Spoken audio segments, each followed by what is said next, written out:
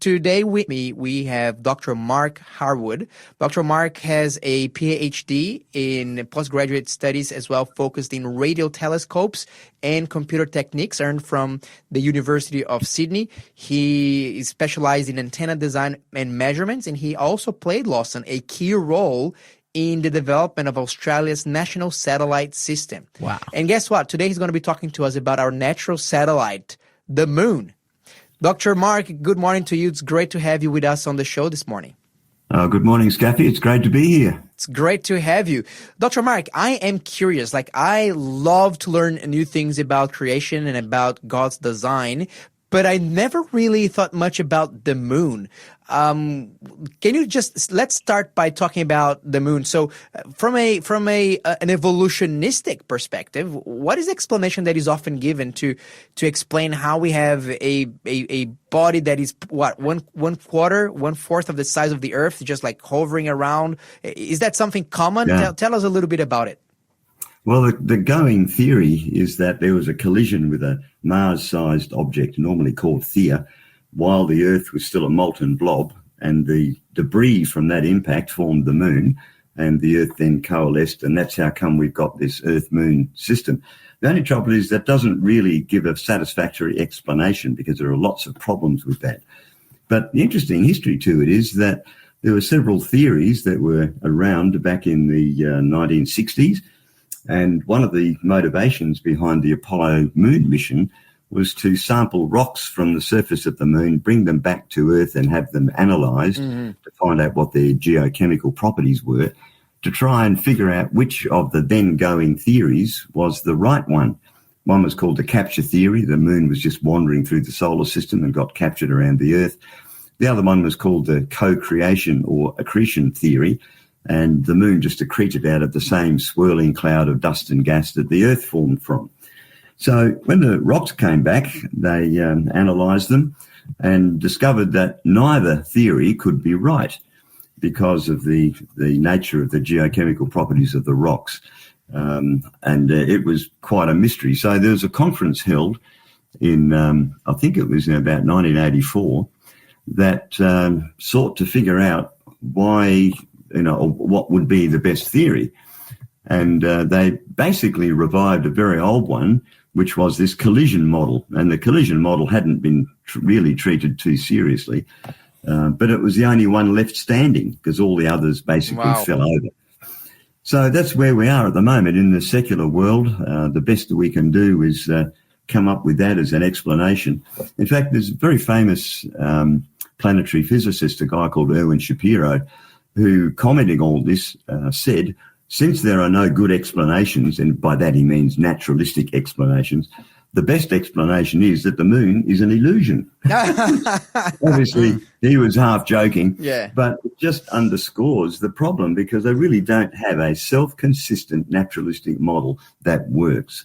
And I just find that absolutely amazing. Absolutely. So when now we allow ourselves to actually have the testimony of God to help us understand the universe, which look, to be honest, I'm appalled to this day why there's such a bias when we're talking about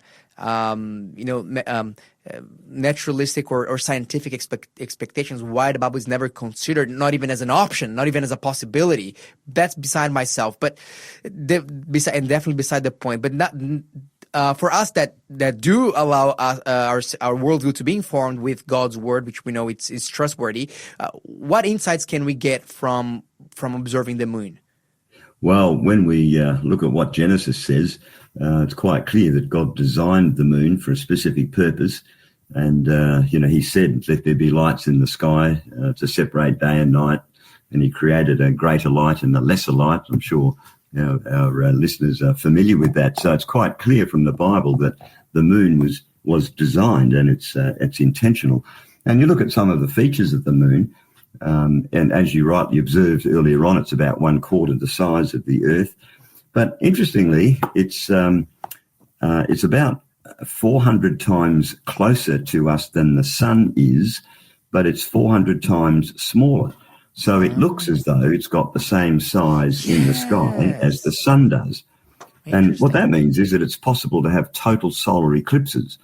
And we are the only planet in our solar system where a total solar eclipse is a possibility. And that's allowed us to learn a great deal about the physics of the sun, how it actually works. We discovered the corona of the sun and all sorts of things through making observations during total solar eclipses. In fact, Einstein's theory, general theory of relativity, was actually verified during an eclipse, because people observed that light from stars that should not have been visible behind the moon were visible because they were being bent by the gravitational field of the moon, and that's what Einstein had predicted. So we find that it's just too big a fluke that the moon would be just the right distance and just the right size to permit total solar eclipses.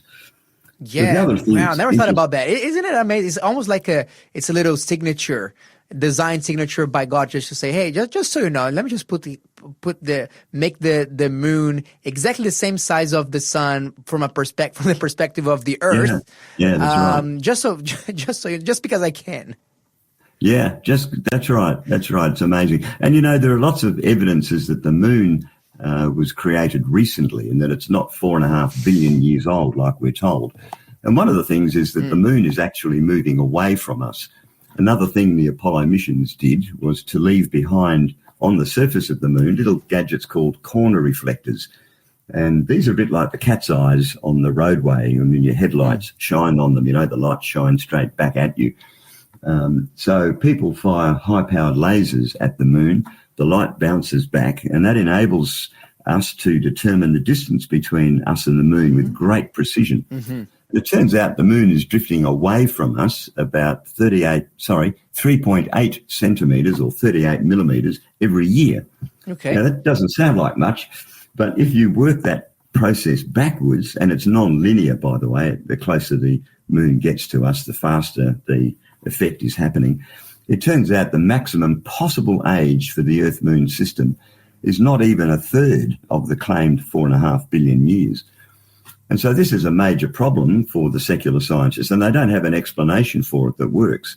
They're kind of scratching around and thinking, oh, maybe there's something that's happened or maybe that happened, but it's all just speculation. But there, imprinted on the Earth-Moon system, is clear evidence of creation that was much more recent than the claimed 4.5 billion years. That is amazing. Can we just want to explore just a little bit with you the idea of a solar eclipses, the full solar eclipses with the moon going in front of the sun. How often do they happen, and do we have anyone coming up soon? Well, the solar eclipses are not very frequent because the moon's orbit plane is tilted about 5 degrees with respect to the Earth's orbit plane around the sun. But you'd get them, typically there might be one a year, something in that sort of order. Mm-hmm. But what's much more frequent is a lunar eclipse where the moon passes through the Earth's shadow. And because the Earth is so much larger than the moon, lunar eclipses are relatively frequent. Okay. You might get several a year. And in fact, next Monday morning over Australia, there's going to be a total lunar eclipse. You have to be pretty enthusiastic because the totality is going to occur at about 4 a.m. So if you're real keen, set your alarm early, and if the sky is clear, you'll see the total eclipse of the moon. Now, what's dramatic about that is that the light which is coming around the Earth and it's faintly illuminating the moon, but it's like a ring of sunsets, and it's therefore quite orange and a reddish colour. Sometimes people call it a blood moon. So early next Monday morning, if our listeners get up early and have a look, you'll see a total lunar eclipse at about 4 a.m. Very good. And tell us a little bit about the importance of the moon. So what would happen if we didn't have a moon? Would that impact the Earth in any way, shape, or form, or is just really just a decoration object in the sky? Yeah, look, it really would. It's not just there to give light at night, because the gravitational effect of the moon causes ocean tides all around the Earth. So, and we get two of those, 2 high tides and 2 low tides approximately every day, about every 25 hours, in fact. So if the moon was a lot closer to us than it is now, we would have massive tides with huge waves washing over the coastal areas, causing great destruction. If it was too far away, there'd be insufficient gravitational force to make any kind of significant tide. But the importance of the tides is that movement of water constantly flushes the coastal waters and oxygenates them. And that means that life can thrive in the coastal regions. And that, of course, is a very important part in our ecosystems. It also means there's a great source of food for us because we can fish and, get hold of resources from the oceans. So the moon is just the right size and it's just the right distance away. And it obviously was not created 4.5 billion years ago. And there is evidence that it was in fact created a lot more recently than that. We find geological things happening on the moon which show that it's still cooling. There are kind of things like scarps, which are escarpments, abrupt changes in land level are occurring, and these cliff-like things are appearing in the relatively recent past. And that means that the moon is actually shrinking slightly, and it's because it's cooling down. But if it's billions of years old, it should be just a cold lump of rock by now. But the fact that it's still cooling, and significantly so, means that it cannot be 4.5 billion years old. I heard actually, like speaking of the moon, I heard there was a theory, and this is around the time when they sent, Apollo up there in the 60s. Wait, Lawson, before you complete it, yeah, you're not going to tell me that the theory is that the moon is made of cheese, right? No, it's not that the moon is made of cheese. You grew out of that one. So the theory was when they sent, because, the people working on the Apollo mission were likely evolutionists, and I heard that there was a theory that they were going to get up there and there was like 15 foot of space dust or something that they were going to have to land on, and that's why the lunar, the lander legs was so long, and then they land there, and it is what they found that it was much more like a lump of rock than it was, because the idea is that so much space dust flies into the moon because it has no atmosphere that that it should be like 15 foot tall, thick, this space dust. Have you heard that one before? Yeah, I have. Sometimes people have used that as an evidence for a young age for the moon, but what we've measured, and secularists have done this, is that the rate at which that dust is accumulating is much, much slower than what was once thought. So some measurements put that theory to bed. Okay. But there certainly wasn't very much moon dust on the surface. Yeah. And you could see from the photographs when they walked on the moon, they left footprints, but they're not huge, deep ones. They're just, a centimetre or so deep. And so then for us, if that rate of measurement, and I guess what we've been talking about today is that we can see the fact that the moon is shrinking, is that those rate of measurements, are they even relevant if, there's dust there, but the moon is shrinking as a result of, cooling? Well, it's still cooling now. I think that's the point, which means it can't be billions of years old. Yeah. If it was, then we wouldn't see those things happening. But there's a lot of evidence that the moon is clearly designed. The fact that the tides operate, that's a beautiful example of design. The fact that we see total solar eclipses is a design feature. As I said, no other planet in our solar system experiences those. And God's word says that he, on the fourth day of creation week, created the sun, the moon, and the stars. He made a greater light to rule the day, meaning, of course, the sun, and a lesser light to rule the night, meaning, of course, the moon. Interestingly, he doesn't name them because I guess God would have known that people would have a propensity for worshipping the sun and moon. So he just calls them a big light and a little light, downplays them. And he made them in the middle of creation week. So they weren't the origin and they weren't the culmination. They're just in the middle to try and avoid this tendency that pagan people have to worship the sun and moon. Absolutely. But of course, we need to worship the Creator. Dr. Mark, thank you so much. There's so many fascinating topics about the moon.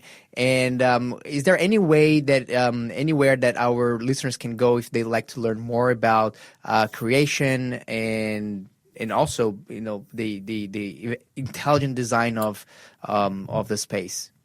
Yeah, absolutely. Our website is creation.com, and it's an absolute goldmine of information. There are thousands of articles there that answer just about every conceivable question from science, theology, philosophy, history, whatever. And it's a great resource. And you'll find lots of articles on the moon as well. Fantastic. Absolutely. Dr. Mark Harwood, thank you so much for using your time and spending it wisely here, sharing some of God's amazing creations here with us on Faith FM.